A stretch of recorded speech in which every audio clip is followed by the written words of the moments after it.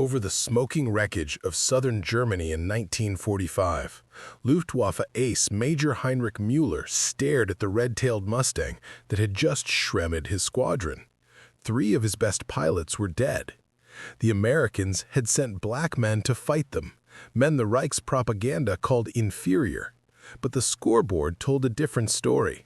The Red Tails were killing Germany's finest at a rate no one could ignore. What started as mockery in German briefing rooms would end with over 200 Luftwaffe aircraft destroyed and a legend written in contrails over Europe. Before we jump back in, tell us where you're tuning in from. And if this story touches you, make sure you're subscribed, because tomorrow I've saved something extra special for you. The story didn't begin in 1945. It began decades earlier, when the idea of a black man in a cockpit was considered laughable on both sides of the Atlantic. In 1916, a young man named Eugene Jacques Bullard walked into a French recruiting office. America had refused him. The U.S. Air Aviation Service had a simple policy: no Negroes in aviation. The reasons given were always the same: lack of intelligence, poor reflexes, inability to handle complex machinery. The justifications varied, but the answer never changed. France had no such restrictions. Bullard joined the French Foreign Legion, transferred to aviation, and by 1917 was flying Nieuport fighters against German observation balloons and reconnaissance planes. He completed 20 combat missions, was wounded twice, and earned the Croix de Guerre. French newspapers called him l'Hirondelle Noire, the Black Swallow. German pilots who encountered him learned that courage had no color. When American forces arrived in 1917, Bullard tried to transfer to the U.S. Air Service. The rejection was immediate and absolute. The commanding officer didn't even review his combat record. "We don't accept coloreds," was the only explanation offered. Bullard would finish the war flying for France, returning to America only to face the same prejudice he'd left behind. 4 years later, another pioneer emerged. Bessie Coleman grew up picking cotton in Texas, dreaming of flight while watching barnstormers perform at county fairs. Every flight school in America rejected her applications. Some didn't bother to respond. Others sent back explicit refusals: "We don't train colored girls." Coleman saved every dollar she could, working double shifts in a Chicago restaurant. In 1920, she boarded a ship to France with enough money for lessons and nothing more. She learned to fly on a Newport 82, the same type Bullard had flown in combat. On June 15, 1921, she earned her pilot's license from the Fédération Aéronautique Internationale, becoming the first African-American woman to hold an international pilot's license. She returned to America and began barnstorming across the South, performing loops, rolls, and figure eights before crowds who had never seen a black woman fly. She spoke at churches and schools, telling young people that the sky was the one place free from prejudice. Her words planted seeds that would take years to sprout. By 1935, those seeds were beginning to grow. In Chicago, Cornelius Coffey and Willa Brown opened the Coffey School of Aeronautics. It was one of the first aviation schools in America willing to train black students. The instruction was rigorous. Coffey himself had been rejected from numerous aviation programs before finally earning his license through sheer persistence. He wasn't going to let his students face the same barriers. The school produced dozens of licensed pilots. They learned navigation, aerodynamics, meteorology, and aerial combat tactics. Many would later enter military service through the Civilian Pilot Training Program. They represented living proof that black Americans could master aviation as well as anyone else. But proof alone wasn't enough. By 1939, war was spreading across Europe. Hitler's Luftwaffe had bombed Poland into submission. France would fall within a year. Britain fought alone, its cities burning under German air raids. America watched from across the Atlantic, officially neutral but quietly preparing. The black press understood what was coming. Newspapers like the Pittsburgh Courier, the Chicago Defender, and the Baltimore Afro-American began running front-page editorials demanding access to military aviation. Their argument was straightforward. If America was going to fight fascism abroad, it could not practice racism at home. The NAACP's executive secretary, Walter White, met repeatedly with War Department officials. He brought documentation of black pilots who had served in France during World War I. He presented records from the Coffee School showing that black students performed as well as white students in identical training programs. The officials listened politely and did nothing. A. Philip Randolph, president of the Brotherhood of Sleeping Car Porters, took a more confrontational approach. He threatened to organize 100,000 black Americans to march on Washington unless the defense industry ended its discriminatory hiring practices. The threat worked partially. President Roosevelt issued Executive Order 8802, banning discrimination in defense industries. But military aviation remained closed. Judge William H. Hastie, the civilian aide to the Secretary of War, resigned his position in protest in January 1943. His resignation letter was scathing. The War Department has continued to follow policies of racial segregation which are incompatible with the democratic ideals for which we fight. His resignation made national headlines and increased pressure on the Roosevelt administration. The political calculations were shifting.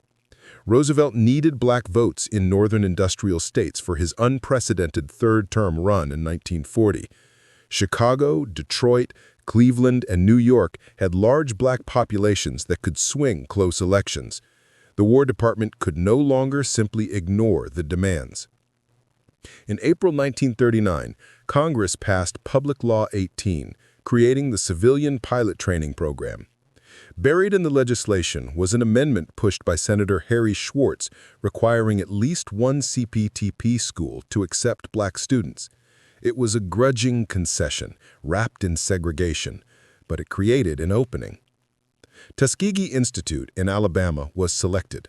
The choice was deliberate. Southern politicians wanted to ensure that any black aviation program would be contained in the segregated South, far from white cadets and the Northern press. If the program failed, as many expected, it would fail quietly. By late 1940, the first black cadets were arriving at Tuskegee. They found a program designed for failure. Equipment was outdated. Instructors were skeptical. Facilities were inadequate. The washout rate was set intentionally high. But the cadets kept coming, driven by something deeper than patriotism, the need to prove what should never have required proof. On January 16, 1941, Secretary of War Henry Stimson announced the formation of the 99th Pursuit Squadron, an all-black flying unit. His words were carefully chosen. This will be an experiment to determine whether Negroes can become effective military pilots. Not when black men would become pilots, but whether they could. The program was framed as a test, with failure assumed likely. To lead this experiment, the Army selected Captain Benjamin Oliver Davis, Jr., son of the Army's first black general. At West Point, Davis had endured 4 years of the silent treatment. White cadets refusing to speak except when duty required. No roommate, no social interaction. 4 years of isolation designed to break him. He graduated 35th in his class of 276, without a single demerit. That experience forged him into something harder than steel. Construction began on Moton Field near Tuskegee in March 1941. The location was deliberately isolated, surrounded by Alabama cotton fields, miles from any city. If the experiment failed, it would fail unseen. Training was brutal. Between 1941 and 1943, over 900 men entered the program. More than 60% washed out, a failure rate significantly higher than white programs. But survivors were exceptional. Colonel Noel Parrish, the white commanding officer, later described them as super-selected. Cadets trained on obsolete aircraft, PT-17 Stearmans, BT-13 Valiants, AT-6 Texans. The planes were hand-me-downs with maintenance issues. Pilots learned to fly them precisely because they had no margin for error. In classrooms, they studied navigation, meteorology, aircraft recognition, and combat tactics. In the air, they practiced formation flying, gunnery, and aerobatics. Instructors pushed relentlessly. Every mistake was noted, every failure magnified. Everyone knew the truth. This wasn't just about learning to fly. It was about proving an entire race worthy of the cockpit.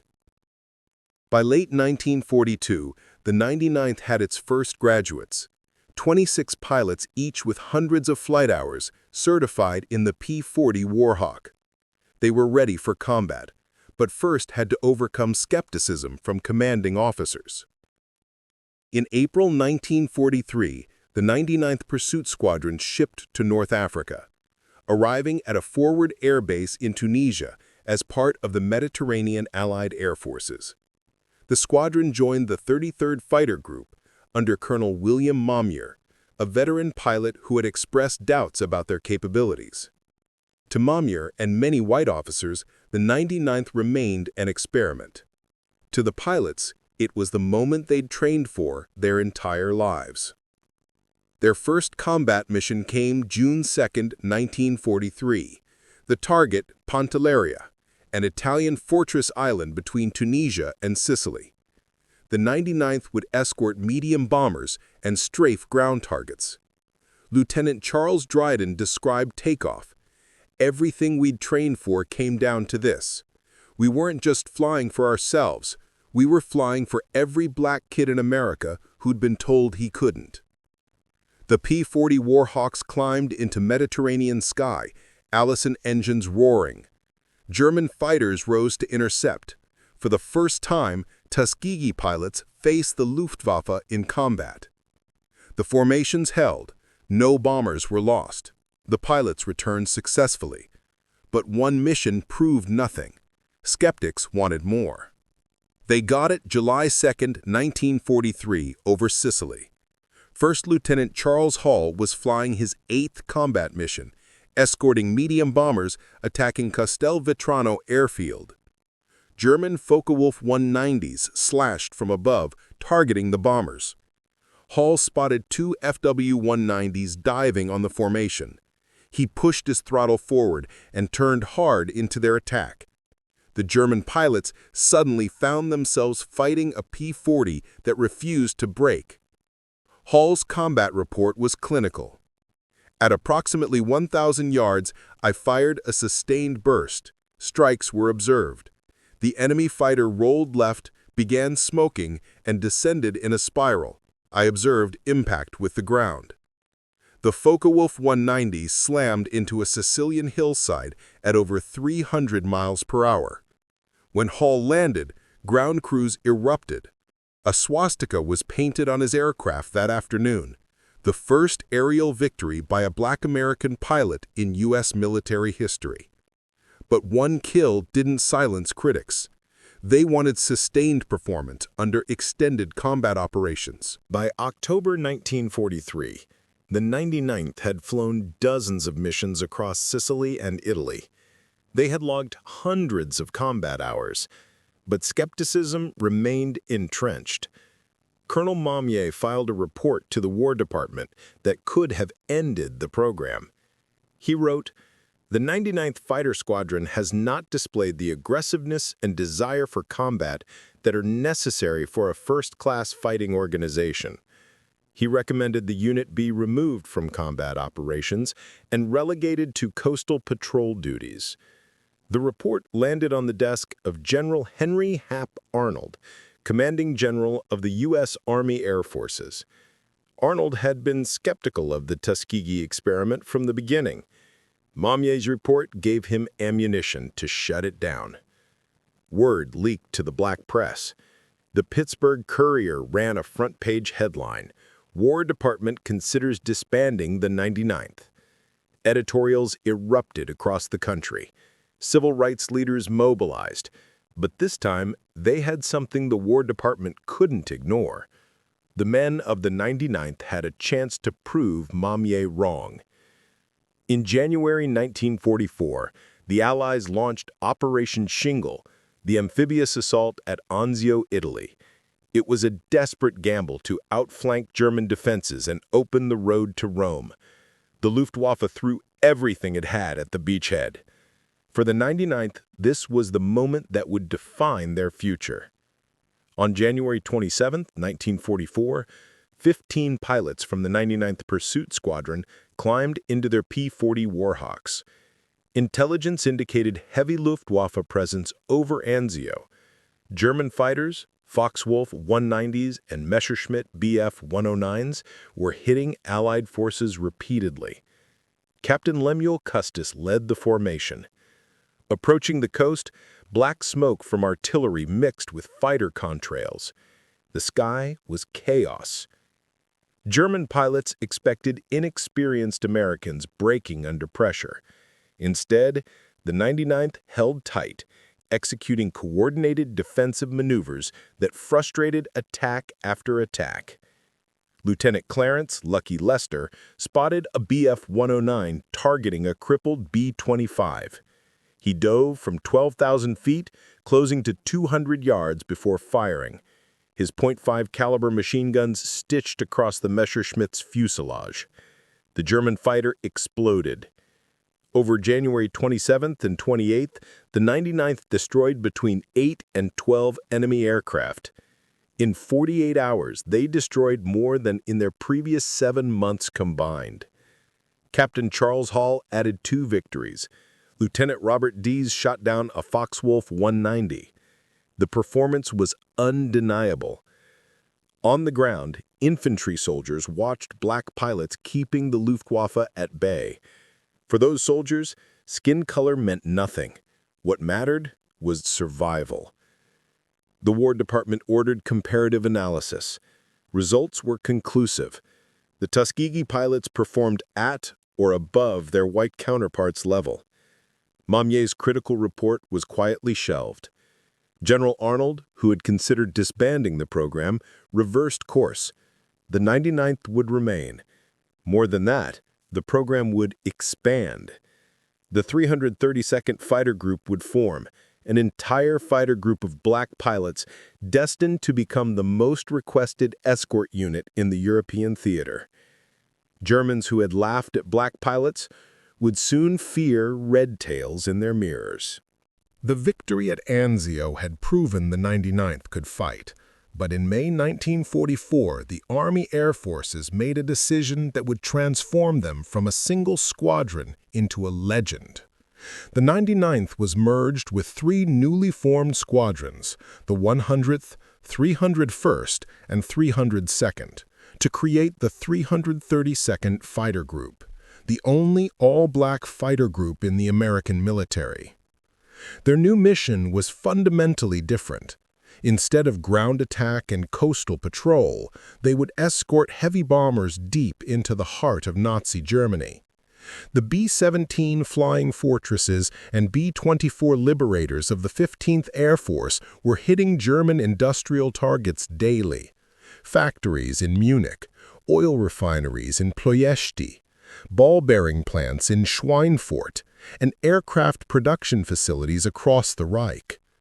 These missions took bombers hundreds of miles into enemy territory, and German fighters savaged them mercilessly. The 332nd would provide protection for these vulnerable giants.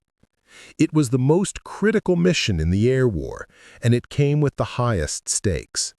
Bomber crews lived or died based on the quality of their escort. Colonel Benjamin O. Davis, Jr., now commanding the entire group, gathered his pilots at Ramitelli Airfield in Italy. His briefing was characteristically direct. Our job is not to shoot down fighters. Our job is to protect bombers. I don't care about your kill count. I care about bringing those boys home. Any pilot who leaves formation to chase an easy kill will answer to me personally. It was a radical departure from standard fighter doctrine. Most American fighter groups measured success by aerial victories. Pilots competed for ace status, requiring 5 confirmed kills. The glamour, the glory, the newspaper headlines, all centered on kill counts. Davis rejected that entirely. His philosophy was simple: discipline over glory, survival over statistics. It was the same iron will that had carried him through 4 silent years at West Point. Now it would define how the 332nd fought. The group was re-equipped with the North American P-51 Mustang, the finest fighter aircraft of the war. With its Packard-built Merlin engine producing 1,490 horsepower, the Mustang could reach 440 miles per hour and climb to 41,000 feet. Armed with 6.5 caliber Browning machine guns and capable of carrying drop tanks that extended its range to over 1,600 miles, the Mustang could finally escort bombers all the way to Berlin and back. But it was the paint scheme that made the 332nd instantly recognizable. In June 1944, General Nathan Twining, commander of the 15th Air Force, ordered each fighter group to adopt distinctive markings for identification. Some groups painted their spinners, others their wings or fuselages. Davis chose the most visible option: solid red tail sections, red propeller spinners, and red nose bands. In a theater filled with olive drab, gray, and bare metal aircraft, the crimson tails blazed like signals. The first bomber crews to see them didn't know who they were. Radio chatter that day captured the confusion. Who were the red tails? Are those P-38s? Negative, those are Mustangs. I've never seen markings like that. But within weeks, every bomber crew in the 15th Air Force knew exactly who they were. The mission brief at 05:00 hours was straightforward. Escort B-17s to Memmingen, a Luftwaffe fighter base in southern Germany. Intelligence indicated heavy defenses. What it didn't indicate was that German High Command had decided to make an example of the American bombers that day. Colonel Davis led 66 P-51 Mustangs into German airspace on July 18, 1944. The rendezvous point was 80 miles inside enemy territory. Standard procedure: meet the bombers, stay tight, bring them home. But the bombers were late. For 12 agonizing minutes, the 3rd 32nd orbited over hostile territory with no bombers in sight. Fuel burned with every passing minute. German radar tracked them continuously. Every instinct said, turn back, conserve fuel, abort the mission. Davis held position. We wait, he radioed. They're counting on us. When the B-17s finally appeared, so did the Luftwaffe. Nearly 100 German fighters, Focke-Wulf 190s and Messerschmitt 109s, rose to meet them in one of the largest coordinated interceptions of the year. The sky erupted into chaos. German fighters slashed through the bomber formation from every angle. The Mustangs threw themselves into the fight, but the numbers were overwhelming. Radio chatter captured the desperation. Break left, 3 bandits on your 6. I've got 2 more diving from Angels 20. Stay with the forts, don't chase them. Lieutenant Walter Palmer shot down a Bf-109 lining up on a damaged B-17. Lieutenant Gwyn Pearson splashed a Focke-Wulf that had already set one bomber on fire.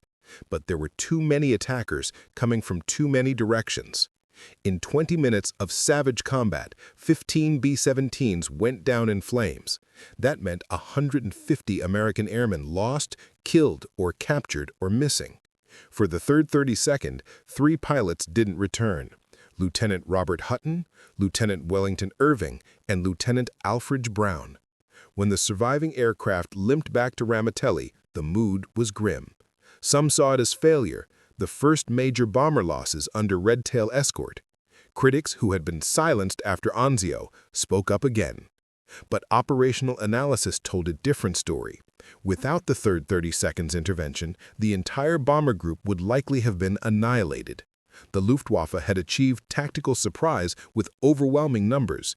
The Red Tails had prevented catastrophe from becoming annihilation. Davis addressed his pilots that evening. "We lost 3 brothers today. We'll honor them by learning from what happened. But understand this, we faced 2-to-1 odds and saved 45 bombers.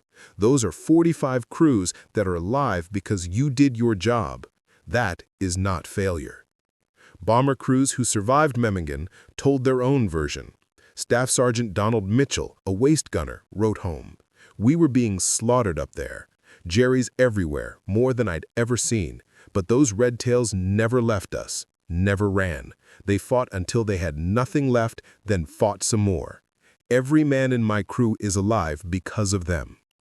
The lesson of Memmingen wasn't in the bombers lost, it was in the dozens saved against impossible odds. The mission became a turning point in how the 3rd 32nd was evaluated. Critics had expected perfection, 0 losses under any circumstances. But combat doesn't work that way. What mattered was performance under pressure, and the Red Tails had proven themselves against overwhelming opposition. Intelligence reports revealed the Luftwaffe had specifically targeted that mission, concentrating fighters from multiple bases for a coordinated strike. The Germans had thrown everything they had at the formation, and still the majority of bombers survived. Within days, bomber crews were requesting the 3rd 32nd again. They understood what the critics didn't. In war, survival often comes down to who's willing to stand and fight when the odds turn bad. The Red Tails had demonstrated they would never abandon their charges, regardless of the cost. The 3rd 32nd had faced one of the Luftwaffe's strongest remaining forces and held the line. That was all that mattered.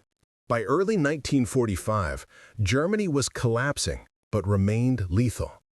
The depleted Luftwaffe possessed one devastating weapon, the Messerschmitt Me-262, the world's first operational jet fighter. Exceeding 540 miles per hour, the Me-262 outpaced any propeller aircraft.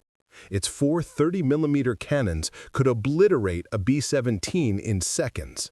For bomber crews, the jet represented pure terror. On March 24, 1945, the 332nd received orders for their most perilous mission: escort bombers striking the Daimler-Benz tank factory near Berlin.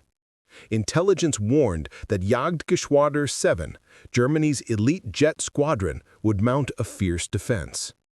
Davis briefed 43 pilots that morning. "The jets are faster. We can't catch them in level flight. But they can't turn with us. They burn fuel quickly, and they must slow down to target bombers. That's our moment." Over Berlin, dozens of Me-262s screamed through the bomber formation at impossible speeds. Gunners fired desperately, but the jets moved too fast. Lieutenant Roscoe Brown had memorized every Me-262 weakness. Spotting a jet climbing through the formation, he executed his planned maneuver, a 15-degree climbing turn across the jet's path. The Me-262 pilot, fixated on the bombers, never saw him. Brown fired 3 bursts from 2,000 feet. The canopy shattered. The pilot ejected at 24,500 feet. Lieutenant Earl Lane achieved the nearly impossible.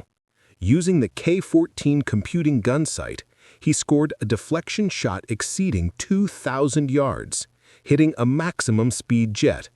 The Me-262 exploded. Lieutenant Charles Brantley claimed the 3rd jet. The 332nd destroyed 3 Me-262s in one mission, more than most American groups achieved throughout the war. The cost was steep, but the mission succeeded. For March 24th, the 332nd earned a Distinguished Unit Citation. Nazi ideology claimed black pilots were inferior, yet over Hitler's capital, they defeated the world's most advanced fighter. Captured German reports revealed the impact. One Me-262 pilot wrote, "Encountered red-tailed Mustangs over Berlin. These are not the inferior pilots our propaganda described." Not every mission ended with pilots returning to Ramitelli. Lieutenant Alexander Jefferson was one who didn't. On August 12, 1944, during his 19th mission, Jefferson's P-51 took flak over southern France while strafing a German radar station. Coolant spraying, engine seizing, cockpit filling with smoke, he had seconds to decide. Jefferson pulled back, gaining altitude to bail out. His parachute opened over enemy territory. German soldiers waited below. At the Luftwaffe Intelligence Center, Jefferson expected basic questioning.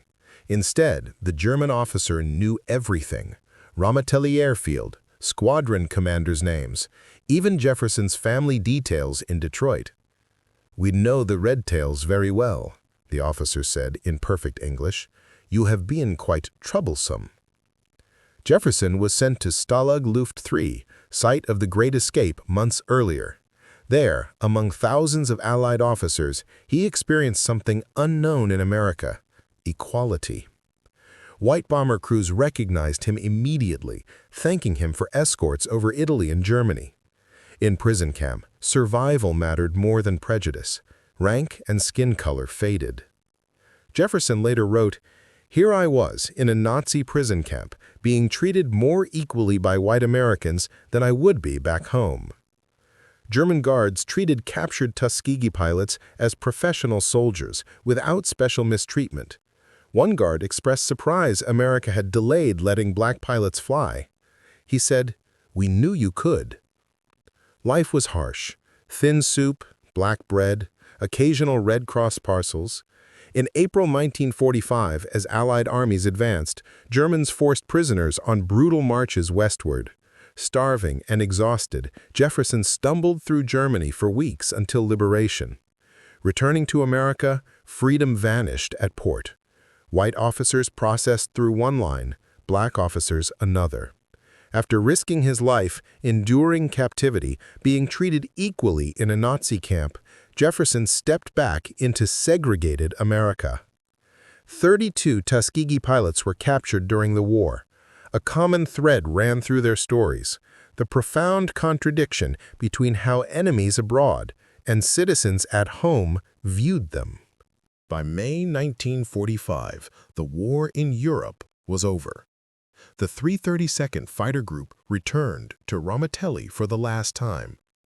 The statistics they brought back were staggering. 1,578 combat missions flown, more than 15,000 individual sorties, 112 enemy aircraft destroyed in aerial combat, another 150 destroyed on the ground. Nearly 1,000 trains, trucks, and vehicles obliterated, and 179 bomber escort missions into some of the deadliest airspace in history. The numbers that mattered most: only 27 bombers lost to enemy fighters under red tail protection, compared to an average of 46 lost under other fighter groups. Behind those statistics were decorations: 96 Distinguished Flying Crosses, 744 Air Medals, 14 Bronze Stars, 8 Purple Hearts, 3 Distinguished Unit Citations. Honors earned not to prove a point, but because excellence had been demanded and delivered. The cost was equally real: 66 pilots killed in action, 32 captured as prisoners of war, 84 more lost in training accidents and non-combat incidents. Every victory had carried a price. Colonel Noel Parrish, who had commanded Tuskegee training, said it best: "They were a super-selected group. They had to be better than everyone else just to get a chance to prove they were equal."